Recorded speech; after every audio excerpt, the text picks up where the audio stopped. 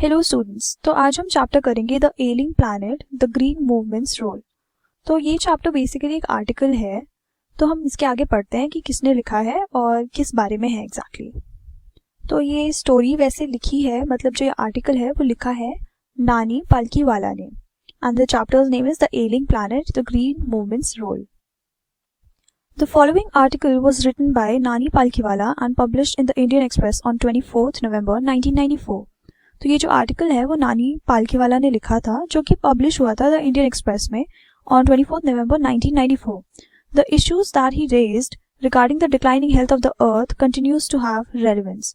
तो जो उन्होंने आवाज़ उठाई थी, बेसिकली जो उन्होंने इश्यूज को रेज किया था उस आर्टिकल में, और वो था किस बारे में, declining health of the earth के बारे में। मतलब अर्थ की जैसे हेल्थ जो है वो कैसे डिक्लाइन कम होती जा रही है।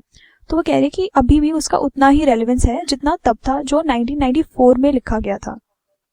One cannot recall any movement in world history which has gripped the imagination of the entire human race so completely and so rapidly as the green movement. तो उन्होंने बोला है कि जो ग्रीन मूवमेंट है उसकी तरह आज तक दुनिया में कोई भी, पूरी दुनिया में, पूरी ह्यूमन रेस में आज तक ऐसा कभी भी कोई मूवमेंट नहीं हुआ जिसने कभी ऐसे लोगों का ग्रिप करा हो इमेजिनेशन, मतलब इमेजिनेशन को पकड़ा हो जितना ग्रीन मूवमेंट ने करा है, which started nearly 25 years ago. तो वो 25 years ago स्टार्ट हुआ था। In 1972 the world's first nationwide green party was found in New Zealand. तो न्यूजीलैंड में फर्स्ट टाइम उनका नेशन वाइड ग्रीन पार्टी को फाउंड किया गया था 1972 में। Since then the movement has not looked back. तो उसके बाद से हमेशा से ये मूवमेंट बहुत ज़्यादा इंपॉर्टेंट रहा है, उसको कभी भी ऐसे फालतू नहीं समझा गया। We have shifted one hopes irrevocably. तो उन्होंने बोला है कि हमने अपनी जो होप्स है वो शिफ्ट कर दिया इररेवोकेबली, मतलब कि अब वो फिर से रिवर्स नहीं होगा। From the mechanistic view to a holistic and ecological view of the world. तो एक पहले मैकेनिस्टिक व्यू होता था जिसमें मतलब अगर हम कोई प्रोडक्शन कर रहे हैं तो फिर हम जितने भी रिसोर्सेज हैं अर्थ के सब यूज़ करेंगे, हमें कोई नहीं रोकेगा, हम सोचेंगे भी नहीं किसी और के बारे में। बट अब होलिस्टिक व्यू ये है कि एज अ होल पूरे अर्थ को कंसिडर किया जाए, और इकोलॉजिकल व्यू मतलब हमारे अर्थ को अच्छे से हेल्दी रखा जाए स्टिल, मतलब उसको ऐसे एक्सप्लॉइट ना किया जाए, उसका फ़ायदा ना उठा जाए। It is a shift in human perception as revolutionary as that. तो ये इतना एक शिफ्ट है ह्यूमन परसेप्शन में और इतना ज़्यादा रिवोल्यूशनरी रहा है ग्रीन मूवमेंट, जितना introduced by Copernicus who taught Mankind in the 16th century। तो 16th century में जितना कोपर्निकस ने हमें एक चीज़ सिखाई है 16th century में, वो क्या सिखाई है, that the earth and the other planets revolve around the sun. कि जो अर्थ और अदर प्लैनेट्स हैं वो सारे सन के अराउंड रिवॉल्व करते हैं। तो जब लोगों को ये पता चला तो ये बहुत ही रेवोल्यूशनरी मूवमेंट हुआ था। For the first time in human history there was a growing world wide consciousness that the earth itself is a living organism. तो ये पता चलने के बाद सबको पता चला कि अर्थ जो है वो खुद भी एक लिविंग ऑर्गेनिज्म है जिसको एक्सप्लॉइट नहीं कर सकते ऐसे, क्योंकि उसकी भी कुछ नीड्स होती है। It has to be healthy. An enormous being of which we are parts. तो वो एक बहुत बड़ा एनॉर्मस बीइंग है, मतलब एक लिविंग थिंग है, और वो एनॉर्मस मतलब बहुत बड़ा है, और जिसके हम छोटे छोटे पार्ट्स हैं। It has its own metabolic needs, मतलब उसकी एक अपनी मेटाबॉलिक नीड्स है, मतलब अपनी बॉडीली नीड्स हैं, and vital processes which need to be respected and preserved. और कुछ वाइटल प्रोसेसेस हैं कि उनको उस प्रोसेसेस के थ्रू जाना पड़ेगा जो हमें रिस्पेक्ट करना चाहिए जिसको, और प्रिजर्व भी करना चाहिए, मतलब बचाना भी चाहिए।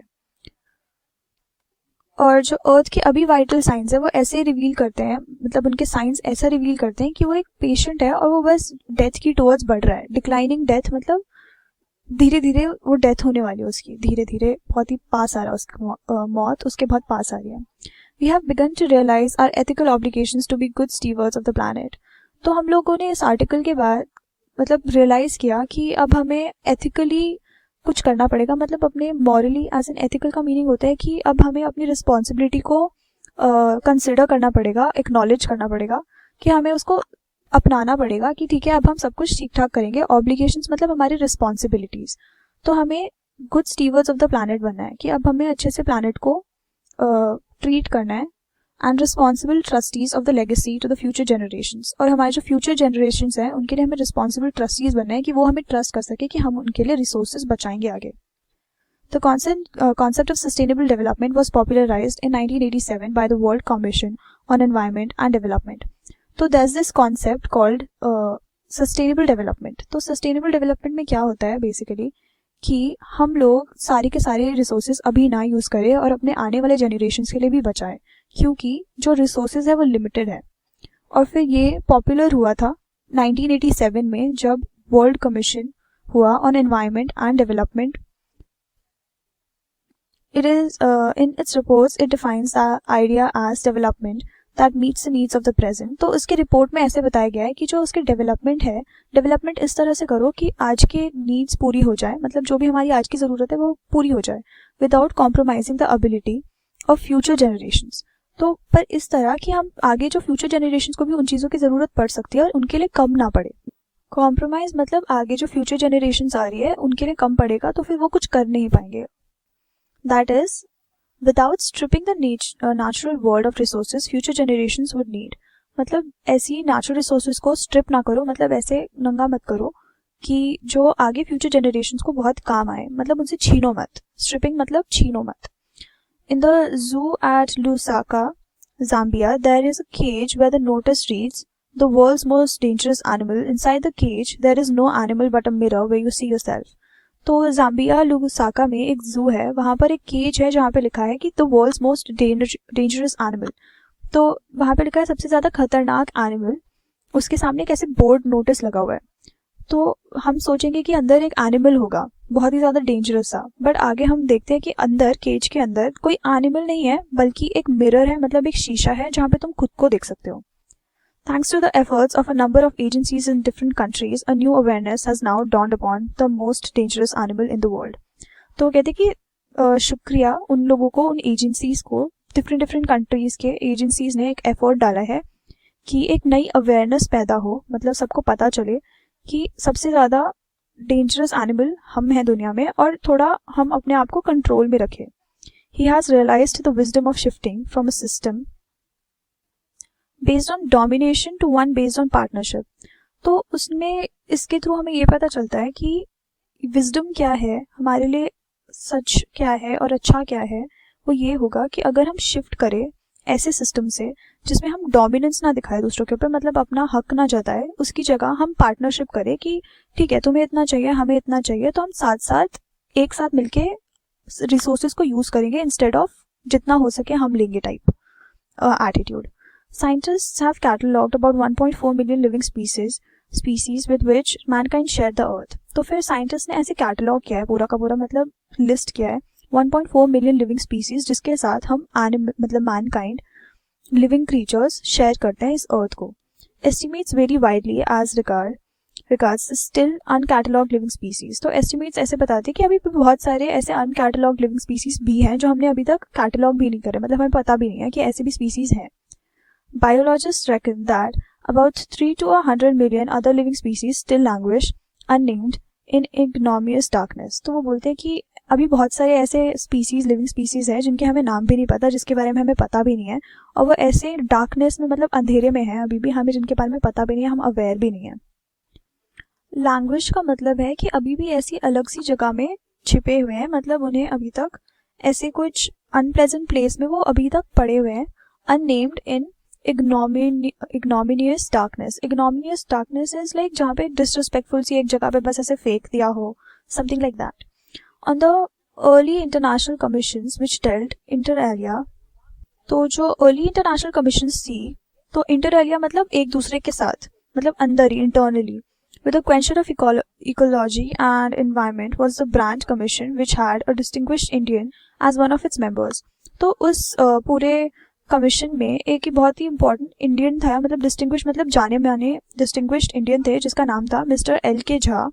The first branch report raise the question. तो पहला जो ब्रांच रिपोर्ट था उसमें क्वेश्चन आया, are we to leave our successors a scorched planet of advancing deserts. तो वो कि ये आया क्वेश्चन कि जो हमारे सक्सेसर्स हैं, मतलब हमारे आगे जो लोग आने वाले हैं, हमारे जो बच्चे आएंगे, आगे की जो पीढ़ियाँ आएंगी, क्या हम उनको ऐसे स्कॉच्ड प्लैनेट देंगे जहाँ पे डिजर्ट आने वाला है, बस impoverished landscapes and ailing environment. और impoverished landscapes मतलब बिल्कुल ही not maintained landscapes जैसे सीनरीज वगैरह, ailing environment, और लाइक हमारा जो environment है पूरा दर्द में है. scorched मतलब बहुत ही ज़्यादा गर्म, heated, और impoverished का मतलब तो वही होता है कि मतलब बहुत ही poor हालत में छोड़ देना. ailing मतलब दर्द में.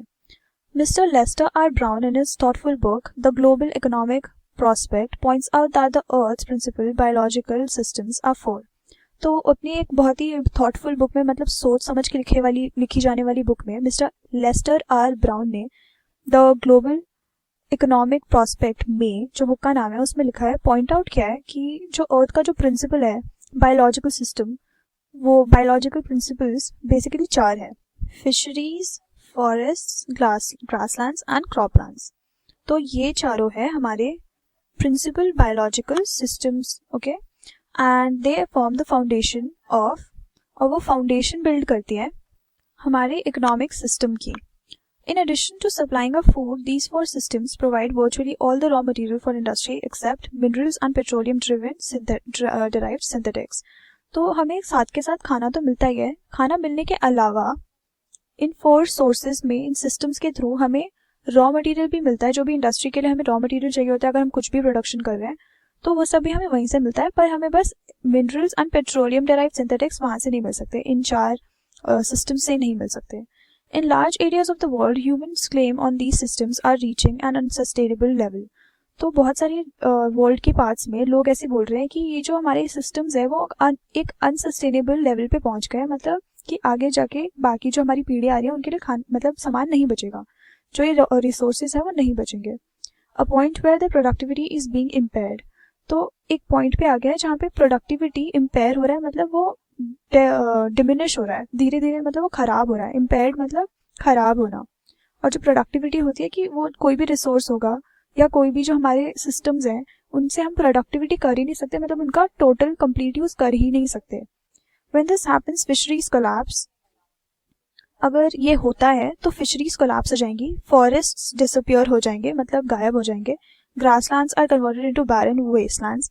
और जो ग्रासलैंड्स हैं, अच्छी सुंदर सुंदर ग्रासलैंड्स हैं, वो सारे बैरन वेस्टलैंड हो जाएंगे, मतलब वहाँ पे बस जंक वगैरह फेंका जाएगा। And croplands deteriorate. तो जो क्रॉपलैंड्स हैं वो भी खराब हो जाएंगी, मतलब जो ऑलरेडी गंदी हालत में उसको और खराब हो जाएगा उनका हालत। In a protein conscious and protein hungry world, एक हम किस वर्ल्ड में रहते हैं जो बहुत ही ज़्यादा प्रोटीन कॉन्शियस है और प्रोटीन हंग्री है, मतलब हमें प्रोटीन बहुत ज़्यादा चाहिए होता है। Over fishing is common every day. तो ज़्यादा फिशेस को मारना बहुत ही ज़्यादा कॉमन है। इन पुअर कंट्रीज, मतलब जो कंट्रीज वेल ऑफ नहीं है और जहाँ पे रिसोर्सेज की कमी है, local forests are being decimated in order to procure firewood for cooking. मतलब जो लोकल फॉरेस्ट्स हैं उनको डिस्ट्रॉय किया जा रहा है in order to procure firewood, मतलब बिकॉज उन्हें खाना बनाने के लिए फायरवुड चाहिए।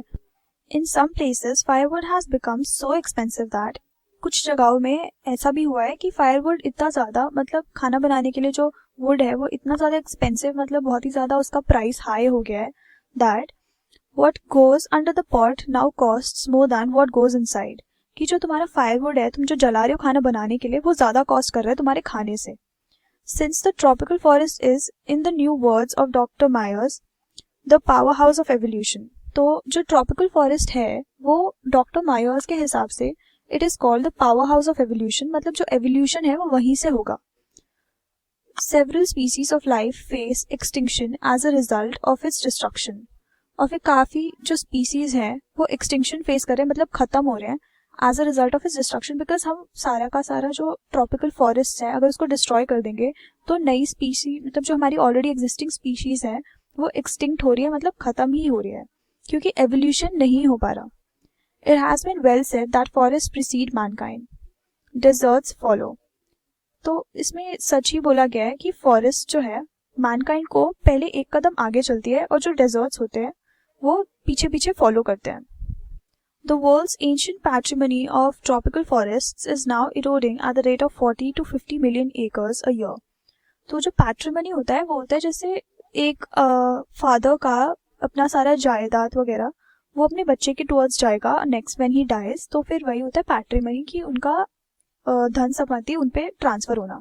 तो जो हमारी दुनिया है उसका एंशियंट जो पैट्रिमनी है, मतलब पुराना जो पैट्रिमनी है ऑफ ट्रॉपिकल फॉरेस्ट, मतलब जो हमारी संपत्ति है ऑफ ट्रॉपिकल फॉरेस्ट, वो अब इरोड हो रही है, मतलब बिल्कुल ही खत्म होती जा रही है एट अ रेट ऑफ, इस रेट पे कि 40 to 50 million acres a year, 40 to 50 million acres ऐसे ही इरोड हो रहे हैं, मतलब खराब हो रहे हैं। And the growing use of dung for burning deprives the soil of an important natural fertilizer। तो अब जब लोगों के पास फायरवुड नहीं है तो इसीलिए वो डंग यूज कर रहे हैं। डंग मतलब काउ डंग, मतलब गोबर।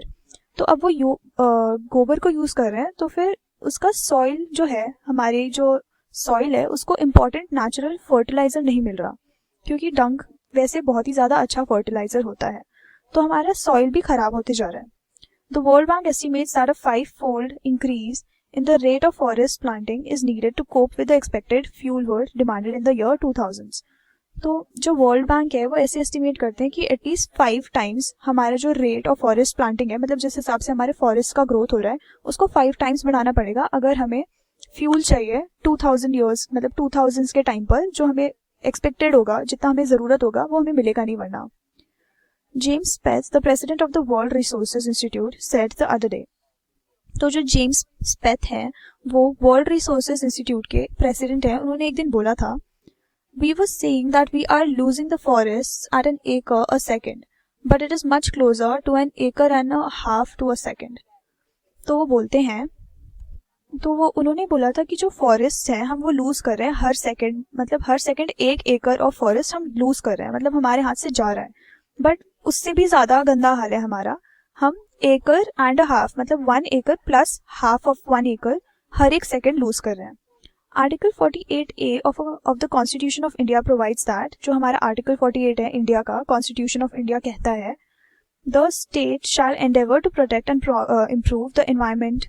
तो जो स्टेट है उसको हमेशा एंडेवर मतलब ट्राई करते रहना चाहिए बहुत ही पैशन के साथ कि तुम अपना एनवायरमेंट को प्रोटेक्ट करो और साथ ही साथ उसको अच्छा भी बनाओ, कंपैरेटिवली इम्प्रूव भी करो, and to safeguard the forest and wild life of the country. और साथ ही साथ जो फॉरेस्ट है और जो वाइल्ड लाइफ है हमारी कंट्री का, उसको बचाओ भी, सेफ भी रखो उसको।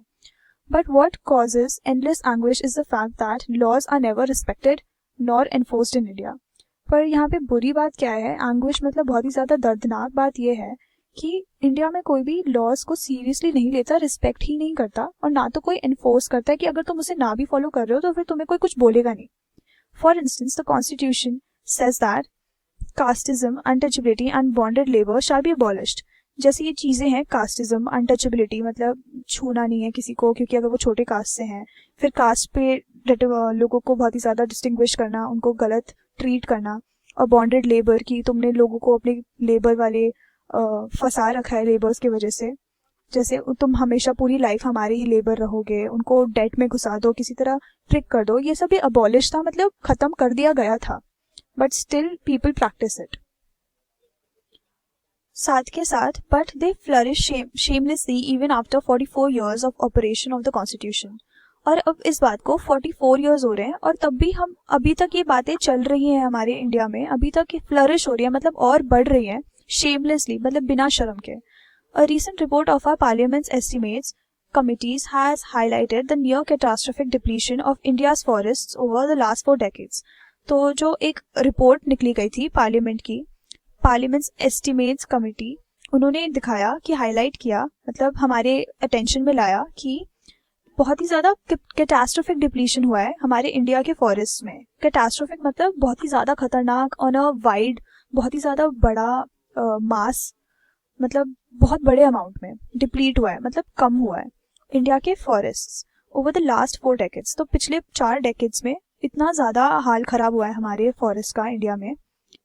डेकेड्स होते हैं अ पीरियड ऑफ 10 years, तो मतलब 4 decades that is 40 years। India according to reliable data is losing its forest at a rate of 3.7 million acres a year। तो एक रिलायबल डेटा मतलब जिसपे हम भरोसा कर सके, ऐसे एक जगह से हमें डेटा मिला है, मतलब इंफॉर्मेशन मिली है कि हमारे जो कंट्री है इंडिया में फॉरेस्ट 3.7 million acres हर साल लूज कर देता है, मतलब गवा देता है।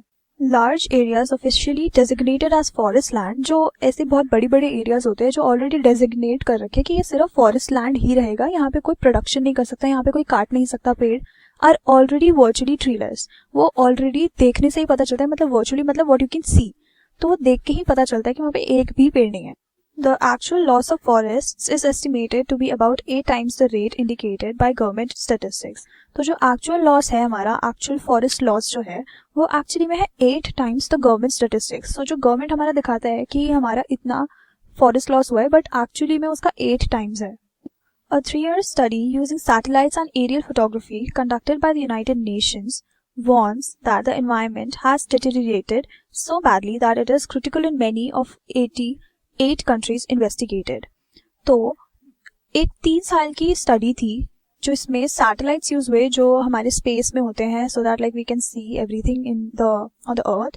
तो सैटेलाइट्स यूज करके और एरियल फोटोग्राफी मतलब हवा में फोटोग्राफी खींची हुई, मतलब हवा से ऊपर से फोटोज ली हुई, उन लोगों ने कंडक्ट किया इनके थ्रू एक study conducted by the United Nations ने ये कंडक्ट करी थी। तो उसमें ये वार्न करते हैं दैट एनवायरनमेंट, हमारा जो एनवायरनमेंट है वो इतना ज़्यादा ख़राब हो चुका है, डेटेरिएट मतलब बहुत ही ज़्यादा वर्स हालत होती जा रही है उसकी, इतना ज़्यादा हो रहा है ऐसा कि इट इज़ क्रिटिकल, लाइक ये बहुत ही ज़्यादा ज़रूरी है, इतना ज़रूरी है कि उस पर अभी एक्ट करना पड़ेगा। In many of the 88 countries investigated, और आउट ऑफ इतने सारी कंट्रीज 88 कंट्रीज में तो ये डेफिनेटली क्रिटिकल है कि अभी के अभी इस पर एक्ट करो, वरना बहुत ही ज़्यादा डिप्लीट हो जाएगा हमारा ecosystem. There can be no doubt that the growth of world population is one of the strongest factors distorting the future of human society.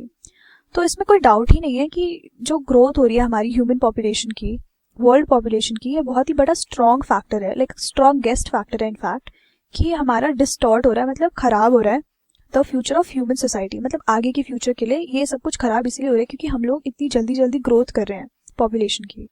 It took mankind more than 1 million years to reach the first billion. तो जो first billion मतलब इंसान हुए थे, तो उस तक पहुंचने के लिए मैनकाइंड को कम से कम मिलियन ईयर्स तो लगे ही थे। That was the world population around the year 1800s। तो ये पॉपुलेशन, वर्ल्ड पॉपुलेशन हुई थी, रहा करती थी 1800s में। By the year 1900 a second billion was added. तो मतलब कुछ सालों बाद, मतलब 1900s में सेकंड बिलियन ऐड हो गए, and the 20th century has added another 3.5 billion. और फिर by the time we came to the part कि हम 20th century में पहुंच गए, तब तक 3.7 बिलियन लोग और बढ़ चुके थे। The present world population is estimated at 5.7 billion. तो अब अभी का जो पॉपुलेशन है उसमें 5.7 बिलियन है। Every 4 days the world population increases by 1 million. तो हर 4 दिनों में कम से कम 1 मिलियन से रोज पॉपुलेशन हमारी बढ़ती है। Fertility falls as income rises. जो हमारी फर्टिलिटी है वो कम होती जा रही है जैसे हमारा इनकम बढ़ता जा रहा है, मतलब लोग थोड़े बच्चे कम पैदा कर रहे हैं कंपैरेटिवली, लाइक जैसे जैसे लोगों के पास ज़्यादा पैसा आ रहा है तो लोग थोड़ा कॉन्शियस हो रहे हैं कि ठीक है ज़्यादा लाइक पॉपुलेट नहीं करना। एजुकेशन स्प्रेड्स, और फिर लाइक सबके सब एजुकेशन ले रहे हैं तो अच्छी बात है, सबको पता है कि भाई कितना ज़रूरी होता है हर एक चीज़, अवेयर हो जाते हैं लोग, हेल्थ इम्प्रूव्स, लोग अपनी हेल्थ पे ज़्यादा फोकस करने लगते हैं। तो इस हिसाब से एटलीस्ट लाइक जो जनरल पब्लिक है वो अवेयर है कि ये सब चीज़ें कितनी ज़रूरी है कि सही बैलेंस में रखा जाए। दस development is the best contraceptive. तो डेवलपमेंट इन जनरल लाइक यही सब चीज़ें बढ़ रही है तो बेसिकली हमारा डेवलपमेंट हो रहा है। तो वो ये बोल रहे हैं कि हमारा अर्थ को बचाने के लिए बेस्ट कॉन्ट्रासेप्टिव यही है कि सबके सब अवेयर हो जाए, सबके सब अच्छे से वर्क करे एक साथ। तो ये development is the best contraceptive basically. पर development itself may not be possible. वो कहती है कि जब डेवलपमेंट जो है वो अपने आप से पॉसिबल नहीं होगी अगर हम अभी भी ऐसे ही कंटिन्यू करते रहेंगे, लाइक अपना पॉपुलेशन इंक्रीज करना।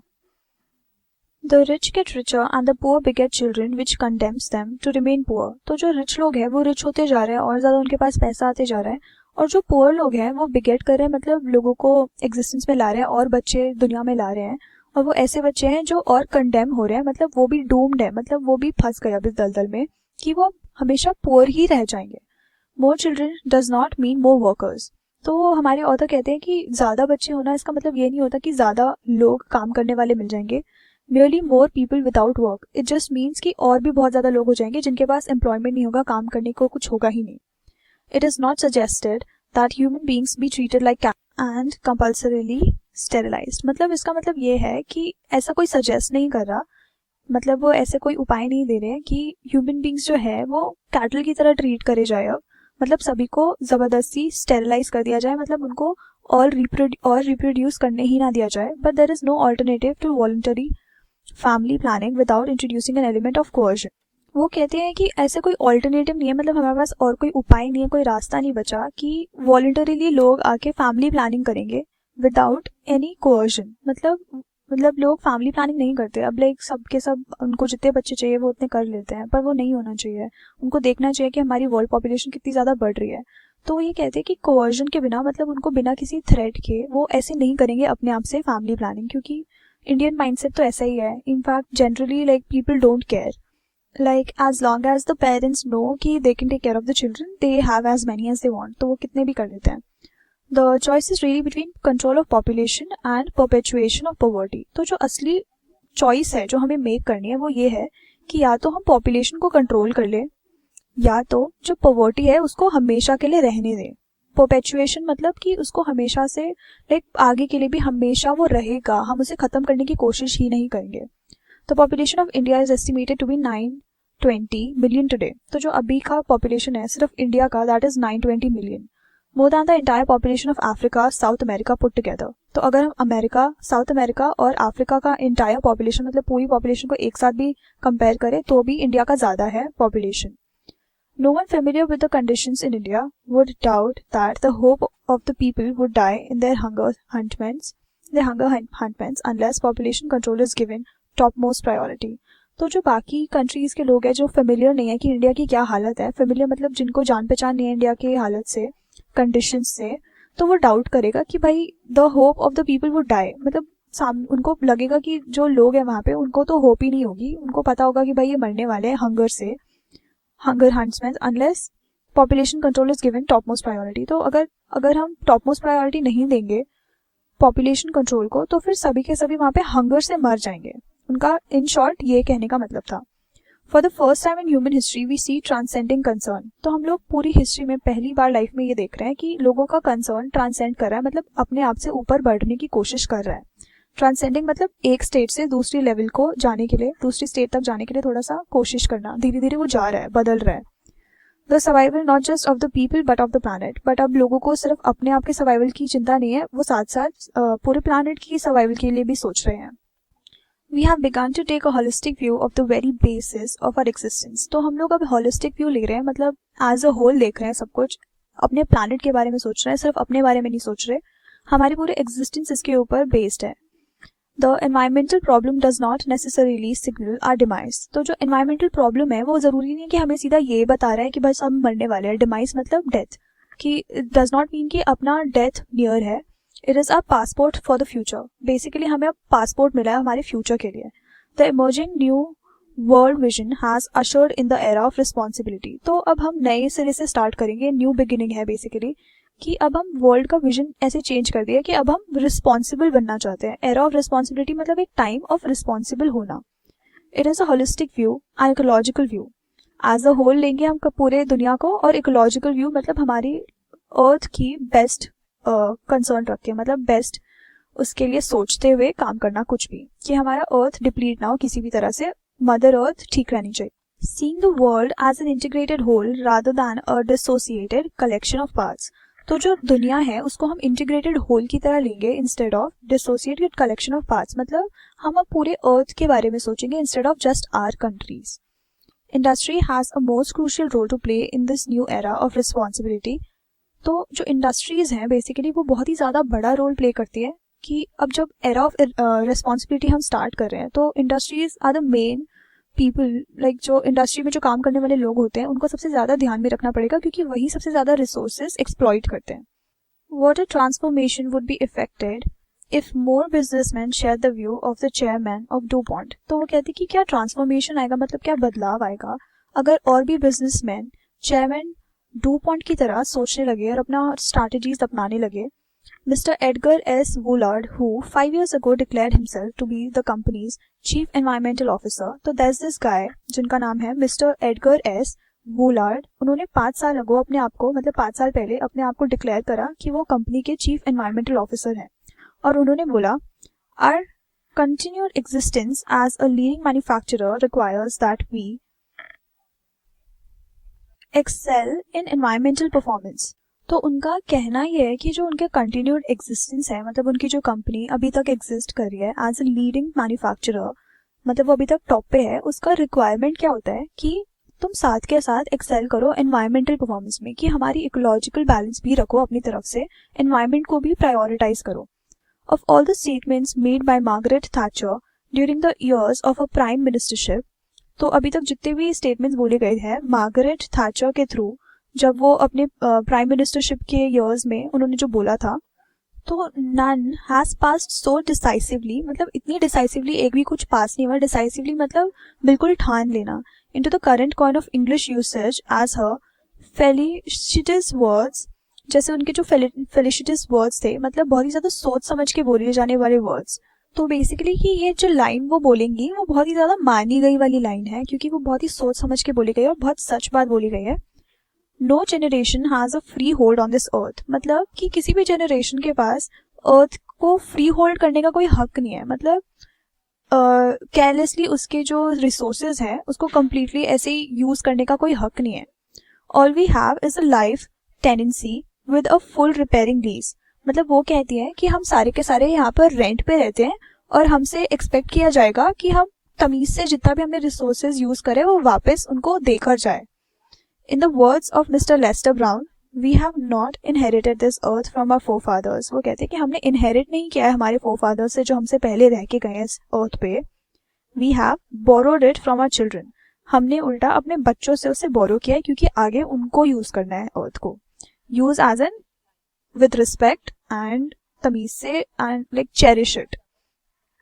सो इस चैप्टर में हमने देखा है कि कैसे sustainable development is very important, जैसे हमारे जो 4 सिस्टम्स है वो कितने इंपॉर्टेंट है हमारे लिए, अगर वो जैसे डिप्लीट हो गए तो हमारे साथ क्या हो सकता है। There are so many factors जो हमारे अर्थ को इतना ज़्यादा बुरे हाल में डाल रहा है। Earth is basically depleting in every resource, so what we have to do is become more responsible. तो ये जो एरा ऑफ रिस्पॉन्सिबिलिटी है उसमें हम सबके सब अच्छे से रिसोर्सेज को यूज़ करेंगे। और बेसिकली लास्ट में जो हमने लाइन पढ़ी वो बहुत ही इंपॉर्टेंट है, जैसे we have not inherited this earth from our forefathers, हमारे जो बड़े बूढ़े गए हैं हमने उनसे इनहेरिट नहीं किया है। We should not use it carelessly, instead हमें ये देखना चाहिए कि हमारी जो आने वाली पीढ़ियाँ हैं उनके पास भी इतना रिसोर्स बचे कि वो अच्छी लाइफ जी सके। So that's it for this chapter. Thank you.